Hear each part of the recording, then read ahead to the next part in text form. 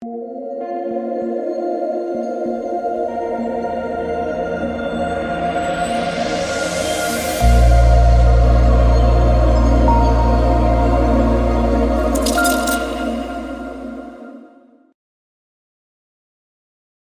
don't even know how to start this video, but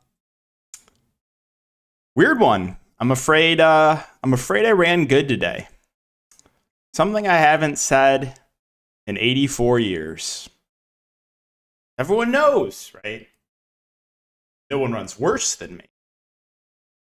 But every once in a while, once in 10 years, I get a little bit of good luck on my side. So let's recap my lineup here tonight. So had a takedown, was close in a couple other tournaments, but we'll go over my lineup.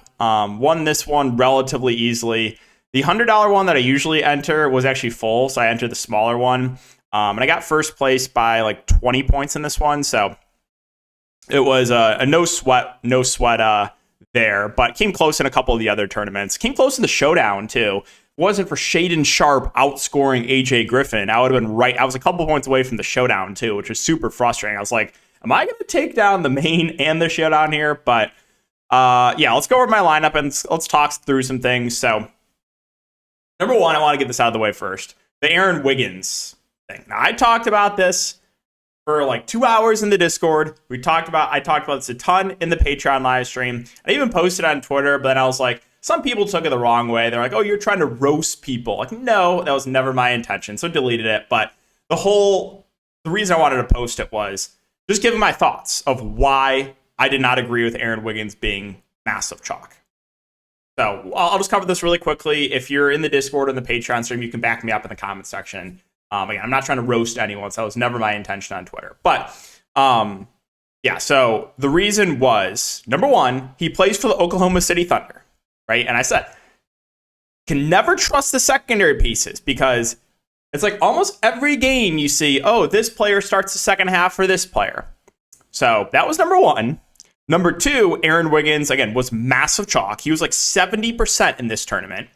So there's great leverage if you faded him. And number three, he's not a good point per minute guy, Aaron Wiggins, right? When he plays alongside Giddey and Shea, he absolutely needs the minutes to be there, which I wasn't convinced about. So I wanted this whole... I originally got roasted for saying that, but I had to give it back a little bit, all in good fun in the Discord. But I said, what is the difference between Aaron Wiggins and Troy Brown? Like, I prefer Troy Brown as a pivot in tournaments. Now, I want to make this very clear. It was definitely an outlier Troy Brown game. Troy Brown had like 15 rebounds. I don't know what he finished with. I think it was like 35 to 40 fancy points. But that right there can win you a tournament, right? When like a 70% owned Aaron Wiggins goes for like 4 fancy points and your pivot goes for like 40, that can win you a tournament.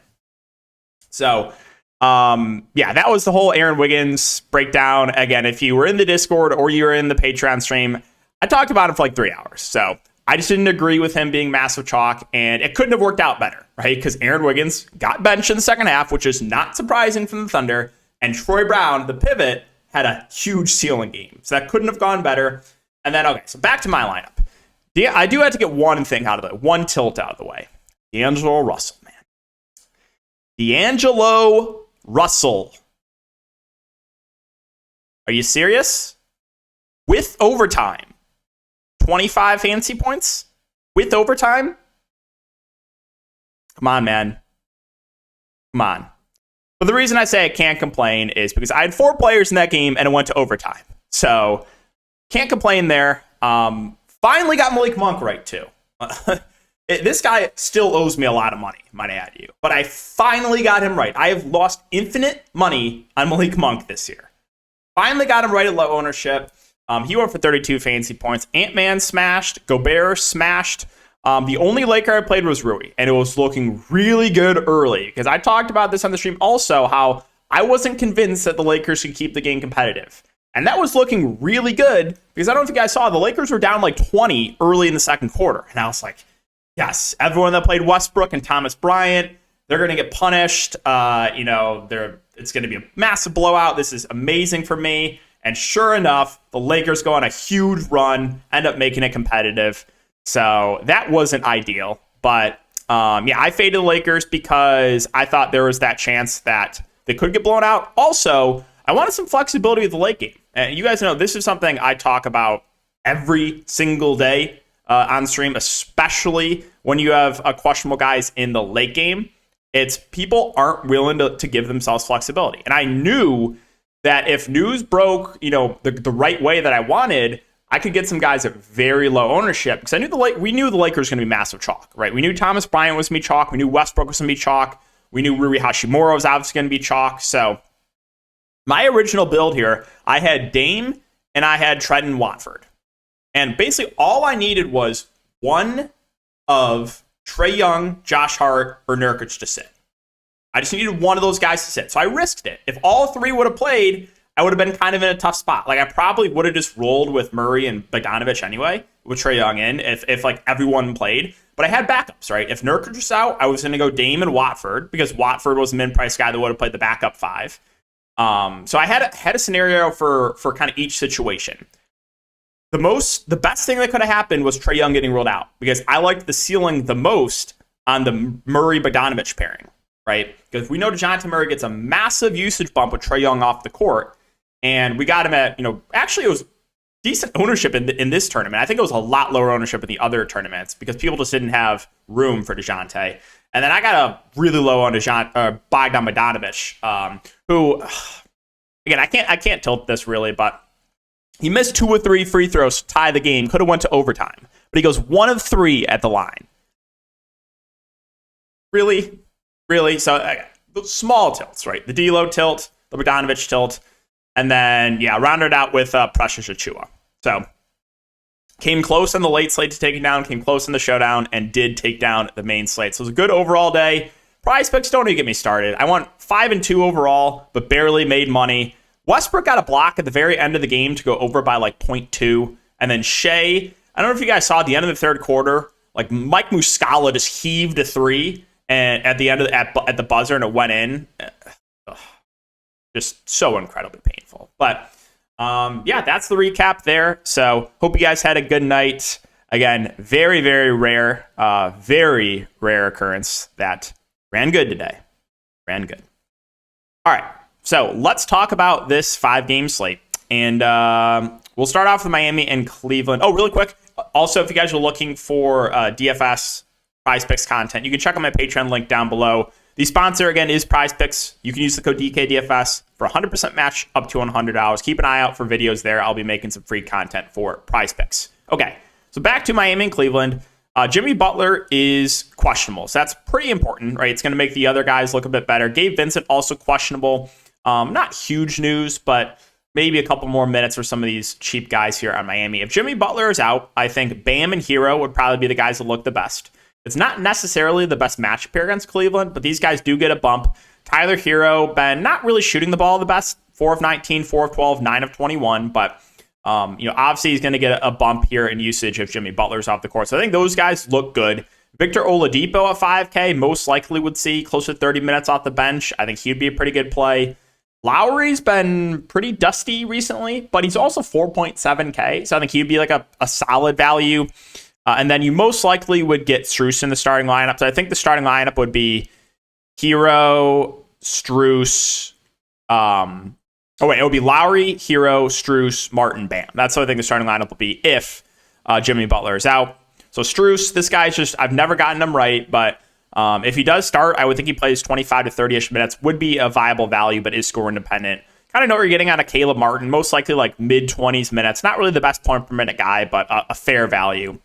And then Gabe Vincent would be viable as well if he does play. Probably would see around 20 minutes. Now, if Jimmy Butler is in, then I don't know if there's any standouts. Like, I would be fine with Jimmy. I would be fine with Bam. I'd be fine with Hero. I'd be fine with Oladipo. But all kind of secondary options in a tough spot. On the Cleveland side, kind of the same thing. Don't love the matchup here. Price points, no one really stands out. I think Mitchell at 8.6 is a fine contrarian play. A guy that still provides that ceiling anytime he touches the court. So who would have some interest in him in tournaments, would prefer him to Garland. The front court, Mobley, Allen, they both seem priced about right, especially for this tougher matchup, slow matchup against Miami. Again, you got two good defensive teams going up against each other. LeVert coming out the bench feels a bit overpriced. Come on now. Come on with this. You guys know that I played this guy for like 3 straight days at low ownership here, finally faded with Donovan Mitchell back, sets a career high points, 44 fantasy points, 29 real life points. I played this guy for like 3 straight slates at negative ownership. I get punished, finally fade, 11 of 13 shooting, and almost a 50 bomb. That's what I'm saying. DFS can make you go crazy when something like that happens. Kevin Love is 3.5. I mean, he most likely plays 15-ish minutes, maybe a little bit more. Always someone that is playable in tournaments because he's a good point per minute guy. Rubio's 3.2. He'll be in the rotation. I guess he's playable. I mean, he most likely sees, 15 minutes. It's one of the Lakers and the Knicks. So I assume that LeBron and AD are both going to be playing in this game since it's back-to-back and they kind of just sat out for rest. So I assume both will be back. And if that is the case, there's nothing really that stands out to me. I think LeBron would be playable at 11-6, but his upside goes down a bit with Anthony Davis in. Anthony Davis himself played 34 minutes, but 29 in regulation. I don't know if he's playing enough minutes yet. We'll kind of keep an eye on the limit for him, see if it gets bumped up a bit, but I don't really think I can get to anyone else in the Lakers, assuming LeBron and AD are in. I think they will be in. If they're out, it's a similar situation to tonight, right? Where, Westbrook's going to be viable. Schroeder's going to look good in the mid-range. Rui's going to look solid. Bryant would be a fine option. So there would be some playable options. My boy, Troy Brown, who went for 40 fantasy points. So again, that pivot could not have gone better. And like outlier game for sure. I think this was Troy Brown's best game of the season, but 17 rebounds, that is unbelievable. So yes, that normally a pivot's not going to go that well, where the chalk player goes for 4 fantasy points and the pivot goes for 40. But seriously, that can win you a tournament. That can win you a GPP if you make that pivot. All right, on the Knicks side, Randall, Brunson, Barrett, I think all look pretty good. 10-1 for Randall, revenge game narrative. 7-9 for Brunson, 7K for Barrett. Randall, Brunson, they should play close to 40 minutes in a good matchup. I like them both. Barrett's minutes been a little bit up and down, but he still has the upside to play 40-plus minutes. He's played 40-plus now in 2 of the last 4 games. And then the rest of the Knicks quickly feels priced about right, still playable in tournaments, probably sees, high 20s minutes. Sims and Hartenstein, they're going to split the 7 minutes. I don't love the price point, though, on Jericho Sims. Hartenstein, the slightly better point per minute guy, but the minutes not as secure. But he is only 3.6. Quentin Grimes, well, he's going to play a lot. He's most likely not going to do much with the minutes, though. 36, 38, 38 minutes over the last 3 games, averaging 15 fantasy points a game. Clippers and Bulls. For Clippers, you got Paul George and Kawhi both in. I think both are solid options. Kawhi is 9.8. Paul George is 8.9. I think factoring in salary, I slightly prefer Paul George to Kawhi Leonard. Also, he's got the shooting guard, small forward eligibility. Norman Powell, he gets benched at halftime. Hi, Lou, man. Oh, he's playable in tournaments, as is Zubac, right? Still, though, low floor, high ceiling. I don't really know if I can get to anyone else, though. Man, the minutes haven't been great on him. I will say Reggie Jackson, if he plays, is someone I think I would be willing to take a shot on at close to min price. Been playing, 15 to 20 minutes off the bench. If Morris and Covington are both out, then I think Batum is in consideration. Most likely would see mid-20s minutes in that scenario if both those guys are out. On the Bulls side, they're very easy to talk about. It's the same story every single day with these guys. We know that the big 3 are going to play 35 to 40 minutes with DeRozan, Vooch, and Levine. It's a decent spot, not a great spot. I think they all are playable. I wouldn't say any of these guys are priorities. I think Levine might be the easiest to get to. He's the cheapest shooting guard, small forward eligibility, but I don't think there's any priorities. I just think DeRozan, Vooch, and Levine are all viable in tournaments. Pat Williams has been playing better of late. Should see around 30-ish minutes, but the price point feels about right. And then you got this combination of Caruso and Ayo and Kobe White. They're all kind of splitting the guard minutes. All these guys most likely play somewhere in the neighborhood of low to mid 20s minutes for all 3. So they're all pretty similar plays to me with Caruso, Ayo, and Kobe White. Kind of come down to ownership. So for example, if one of those guys picks up a lot of ownership or a lot more than the others, I would just rather go to the lower owned option of that group. So if there is one of these guards that's going to be popular tomorrow, I think I would just rather go to a lower owned option. Charlotte and Milwaukee. So Oubre is still out. LaMelo Ball, Terry Rozier, I think are good tournament plays. LaMelo hasn't shot the best recently. 8 of 23, 4 of 16, 2 of 15, 7 of 17. But he should play close to 40 minutes if this game stays competitive. There is a little bit of blowout risk for sure in this game, but I like the ceiling on LaMelo. I like the ceiling on Terry Rozier. I think PJ is a bit overpriced at 6'8". Also, a little bit worried about the matchup. I think he'll be on Giannis, so that concerns me a bit. Mason Plumlee, 6'6". He's been playing pretty well, but price point feels about right. Gordon Hayward still not playing big minutes. He's kind of capped right now like mid-20s, which makes him more of a secondary play. McDaniels not playing a ton either, like mid-20s minutes. Feels a little pricey. There's not a ton else here. I mean, DSJ will get some backup run. Probably going to find better value. I mean, Mark Williams has played the backup 5 the last 2 games, but they could very easily go to Nick Richards. You guys know that. So if you want to roll the dice on Mark Williams, be my guest, but just know there is DNP risk. Like if you told me for sure that Mark Williams was going to play the backup 5 tomorrow, I would like him a good amount because he's a good point per minute guy. Most likely see somewhere around like 18 minutes. So I would like Mark Williams. The downside is you can play him and he can get a DNP, and it's not fun taking a DNP. I'll say that much. I've taken 2 DNPs this year. One with Boucher a couple of weeks ago, and one with Guillermo Hernangomez last night. And don't even get me started on that one, by the way. But let's move on to Milwaukee. So Giannis Antetokounmpo had a massive game last game, back-to-back 70 bombs. It's a great matchup. My only concern is, can this game stay competitive? If it does, I think Giannis looks good at the top. I think Drew is a little overpriced. Not saying you can't play him. I think he's a fine tournament play. Maybe a leverage spot off of chalk Giannis. Maybe Giannis gets in foul trouble. If that's the case, Drew probably benefits. No one really standing out in the mid-range. I think Brook Lopez is like a safe option. He should play around 30 minutes. Middleton right now is not playing a ton. If we get news that the minutes limit's going to go up, though, then I would have some interest in Middleton. He's played 15 to 18 minutes over the last 4 games. They're really taking it easy on Middleton. And this group of value looks pretty similar with Connaughton, Allen, and Joe Ingles. I think they're all, again, pretty similar plays. And if one of these guys is going to pick up a lot more ownership than the other, then in tournaments, I think I'd be more willing to go to a lower-owned option. So, for example, if everyone plays Pat Connaughton, I'm willing to just go to Grayson Allen or Joe Ingles for less ownership. And I think of this group, Connaughton will be the most popular. He has been recently. And if that's the case, like I'm fine going to Allen or Ingles, right? I don't think Connaughton's that much better of a play than those 2 guys. And finally, New Orleans and Denver. So no Zion, no Dyson Daniels. You have Ingram and CJ back. I think CJ and Ingram are both solid tournament plays. I want to see the news on Ingram. What sort of a limit is he on? 26 minutes in his first game, then 29. If he's no longer on a limit, then I like some Ingram. Jonas Valanciunas against a big team in Denver. Viable in tournaments. There is some foul risk going up against Jokic, but he is still viable.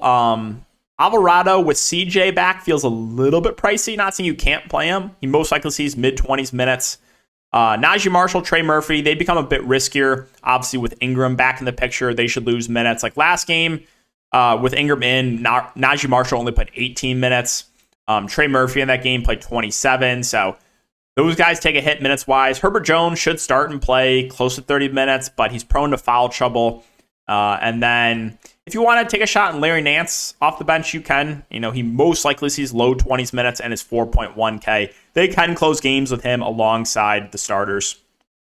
And finally, Denver really comes down to Jamal Murray here. If Jamal Murray is in, then I think Jokic and Murray would be the top options. Jokic, just massive floor and ceiling. He's a pretty similar play, in my opinion, to Giannis. We'll see what the ownership comes in of those 2 guys, if there's going to be wide gap between Jokic and Giannis.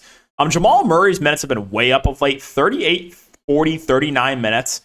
If he plays, even with Jokic in, I still have interest in Murray for just the amount of minutes he's playing. Then everyone else will kind of be secondary plays. Gordon and 6'9" feel a bit pricey. MPJ is just fine. You always know you're getting low 30s minutes from KCP and a 3-and-D guy. Bruce would feel a bit overpriced in that scenario. Bones would still be playable in tournaments, but his minutes would be a little bit not as secure as well. But if Jamal Murray's out, that's where things change a bit. I think Jokic, maybe slight bump to Jokic, slight bump to the other starters, but then Bruce Brown would be a good play because he would start the point guard position. So I would like Bruce Brown a good amount if Jamal Murray's out. And then Bones Highland doesn't necessarily get a minutes bump, but has the opportunity to play more. Like we have seen games where Murray's out, where Bones like barely plays. So there's never a guarantee with his minutes, but I think there's a better chance you could play more minutes in that scenario, if that makes sense. So that's it. I don't think I would get to any other values. I mean, Jeff Green's going to see rotation minutes, but I don't think I can stomach that, even on a smaller slate like this. So that's going to wrap it up for the video, guys. So if you have been enjoying, just again, make sure to like, subscribe, hit the notification bell. Again, keep an eye out on the Prize Picks videos, and I'll see you all in the next one.